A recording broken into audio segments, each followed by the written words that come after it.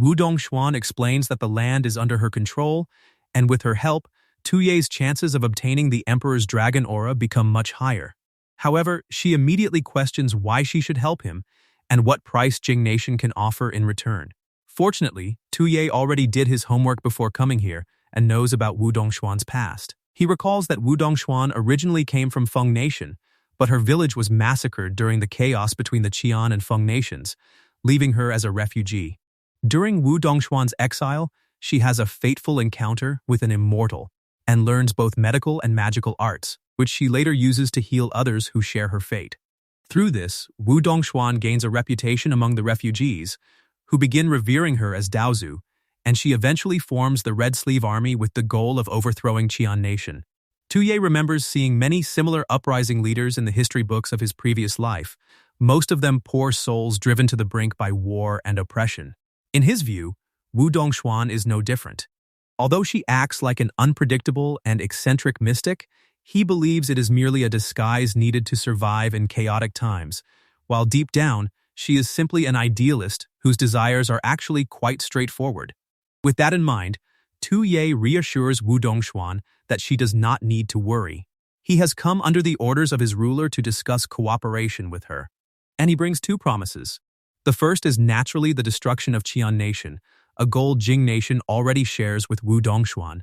Wu Dongxuan immediately points out that Tuye wants to unify the world, and since Qian Nation must fall for that to happen, destroying it hardly counts as a promise. Tuye counters that this is exactly why they have a second promise. Their ruler aspires to become a wise king for all ages and promises to reform the laws while establishing a perfect heavenly kingdom on earth. This second promise immediately captivates Wu Dongxuan. Tuye clears his throat and prepares to briefly introduce their ruler's governing principles, while internally deciding to use his extensive keyboard warrior experience to give these ancient people a taste of modern ideas. He launches into a long explanation as Li Tianyuan and Zhuge Sha watch silently from a distance. Li Tianyuan observes that Tuye is secretly meeting Wu Dongxuan of the Red Sleeve Army, but it is a shame they cannot hear what he is discussing. He then wonders whether Zhuge Sha can use magic to let him hear Tuye. Zhuge Sha explains that the opponent is also skilled in magic, so the casting distance cannot be too close, but she can try moving it farther away.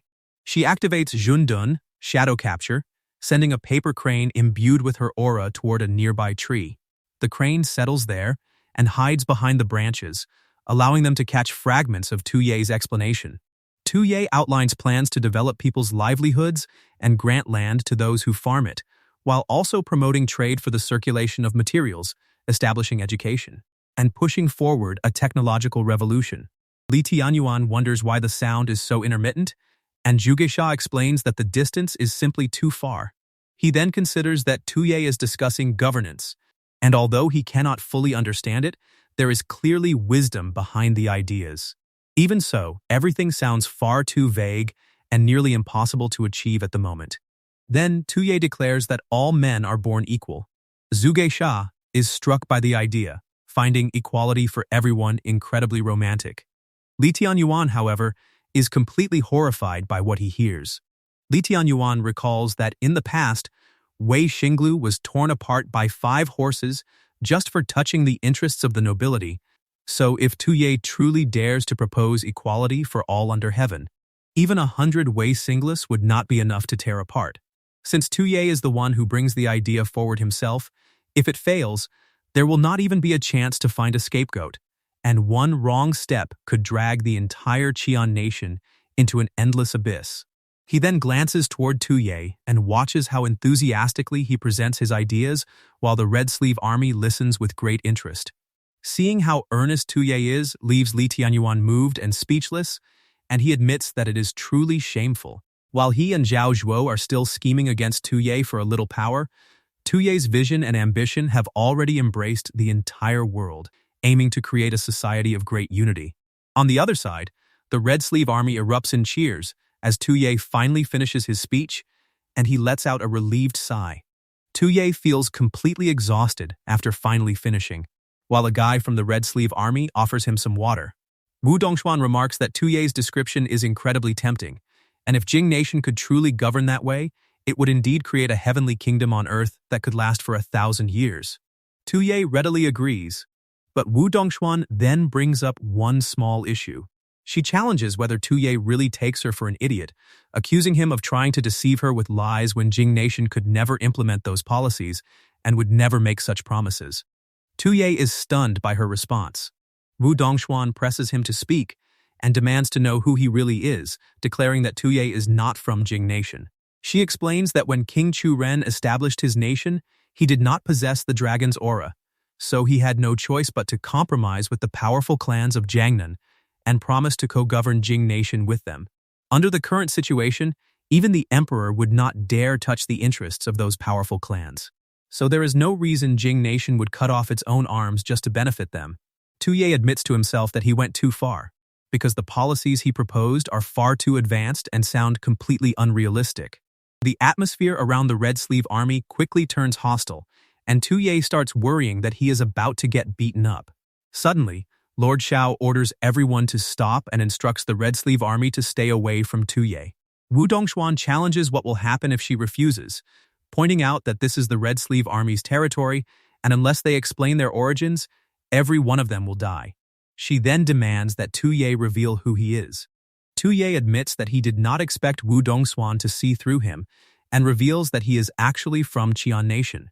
Wu Dongxuan confirms that she already knew it, adding that the people she hates most are those from Qian Nation. However, Tuye immediately stops her and argues that although he may be from Qian Nation, he is just like Wu Dongxuan because he also wants Qian Nation to fall. Li Tianyuan is horrified when he hears this. Zhuge Xia wonders whether they should save Tuye because he is in danger, but Li Tianyuan refuses, insisting that they have to trust Tuye. Since he dared to go undercover alone and meet the Red Sleeve army, he must have some way to deal with the situation.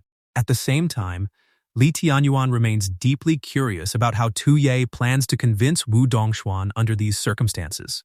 Everyone listens in anticipation as Tuye begins to speak. Then, Tuye reveals that he is Qian Nation's Grand Chancellor, Li Tianyuan. Li Tianyuan is so shocked that he can't contain his scream. Meanwhile, Wu Dong is still filled with doubt. After a moment, she remarks that she has heard countless reports about Li Tianyuan being knowledgeable and talented, unmatched in strategy, and the Qian Emperor's top advisor, so the excellent governance plan he presented earlier certainly lives up to that reputation. However, she has also heard that Li Tianyuan should be a middle-aged man, and questions whether that information is correct. Tuye explains that he possesses techniques capable of maintaining his youthful appearance. But that isn't the important part. What matters is that as long as the foolish Emperor Tuye remains on the throne, his ideas for governing the nation can never be realized. Wu Dongxuan then questions whether he intends to emulate Wei Jinglu, using her power to seize the dragon root, absorb the power of the Emperor Dragon, and eventually become Emperor himself. Tuye immediately denies it several times, making it clear that he has no interest in the throne. His goal is the same as Wu Dongxuan's, and all he wants is to destroy the current Qian Nation. Hearing this, Wu Dongxuan tilts her head, curious about his words, and considers them for a moment. However, she decides to postpone any discussion of cooperation because there is something else she needs to deal with first. The rats hiding nearby. At that moment, Zhuge Xia is horrified as their concealment begins disappearing, and she fears that they have been discovered. Before Zhuge Xia and Li Tianyuan can even react, Wu Dongxuan is already behind them. She then questions Zhuge Xia about whether she has been enjoying the eavesdropping. Zhuge Xia quickly uses her escape talisman and swings it at Wu Dongxuan, but Wu Dongxuan is agile enough to effortlessly flip away from her. Wu Dongxuan remarks that Zhuge Xia is also skilled in the art of talismans, though unfortunately, she is still not strong enough to face her. Wu Dongxuan then activates her skill as lightning begins appearing throughout the area, unleashing 8 directions assault. The attack sends Zhuge Xia's broken hat flying through the air, leaving her completely toasted as Li Tianyuan calls her name in worry. Before he can react, Li Tianyuan is startled when he feels Wu Dongxuan wrap her arm around him. Wu Dongxuan remarks that Li Tianyuan has a pretty good subordinate, then wonders if she is right that he must be quite an extraordinary figure himself to have such a powerful protector, making this her lucky day after encountering 2 big shots in a row. Meanwhile, Tuye watches Wu Dongxuan corner Li Tianyuan and Zhuge Xia, convinced that he is doomed. When Wu Dongxuan presses Li Tianyuan about who exactly he is, Tuye remembers that he just impersonated Li Tianyuan and wonders if Li Tianyuan is about to turn around and impersonate him. He desperately hopes Li Tianyuan will not be that silly, especially when their ages do not even match. Li Tianyuan suddenly begins revealing who he is, leaving Tuye sweating profusely as he watches in anticipation. At that moment, Li Tianyuan recalls his past, when his father questioned why he was studying. He is still very young at the time, hunched over a table and surrounded by countless scrolls. His father is a scholar, so the things he encounters most from a young age are books. Yet despite spending every day surrounded by them, he never considers why he is studying.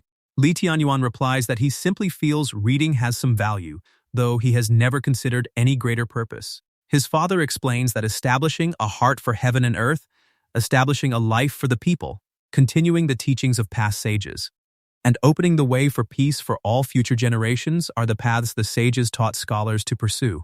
However, he admits that he is not as noble as those sages, because whether it is establishing a heart or a life, continuing the teachings, or bringing peace, all of it is only a means to an end.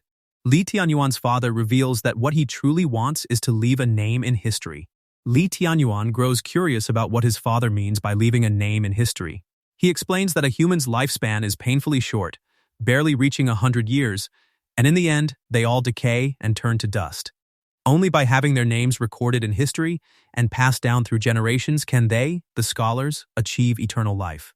On that day, Li Tianyuan finds his father's desire to leave a name in history somewhat distasteful, but those words still give him a vague sense of direction in life. Unfortunately, the good times do not last. Fierce horses suddenly gallop through the village, and not long afterward, war reaches their hometown. Only then does he realize that the pride of a scholar means nothing in the face of life and death. Li Tianyuan looks at a crushed scroll on the ground with disdain, seeing it as nothing more than a joke. Then, he glances to his side and notices a man pleading for help. The man reveals that he has not eaten in 3 days and begs for even a little food, desperately pleading for Li Tianyuan to save him. Li Tianyuan gives half of his bread to the man, who quickly gobbles it down. Li Tianyuan urges him to eat slowly because no one is going to snatch it from him. But when he looks to the side again, he is horrified to notice even more people staring at him with intense glares. One of them demands to know whether Li Tianyuan has more food and insists that he must still have some, while another man points out that Li Tianyuan has food on him.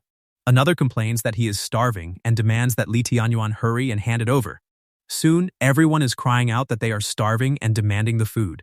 As the crowd lunges toward Li Tianyuan, his father suddenly pushes him to the side, away from the mob.